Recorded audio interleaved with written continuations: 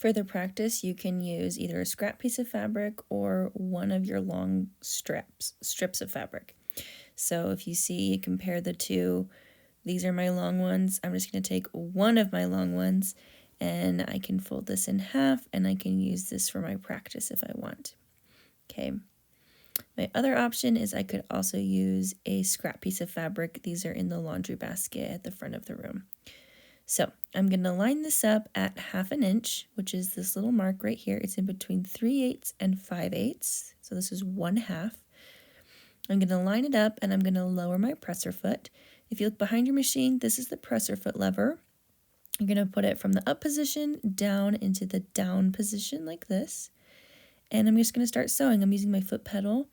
I'm watching, making sure that I'm lined up right there. I don't want to have my hand behind the fabric. I want it to be on the side and in the front. And I'm just going to guide my fabric through. If you notice that you're getting off, then just bring that edge back in line with that line. Okay, it could go over the line or under the line. Either way, just make sure you're on that 1/2 inch mark the whole time. To pivot, you're going to lower your needle. So I turn my hand wheel toward me. It has to be toward you. You're going to lower it so your needle's in the fabric, just like this.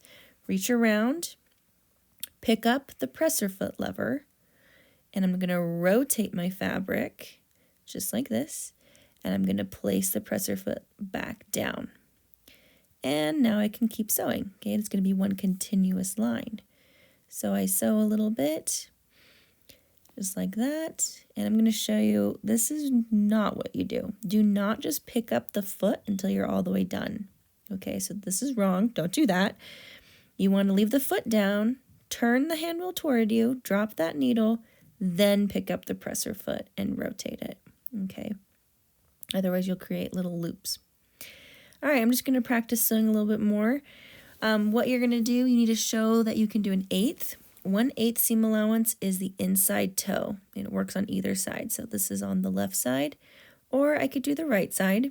Okay, I'm lining up that stitch line with the inner toe, or I can switch and do the outer edge of my fabric with the inner toe. Either way, you just need to have a 1/2 and a 1/8. I pick up my presser foot when I'm all done, and I'm going to pull my fabric out.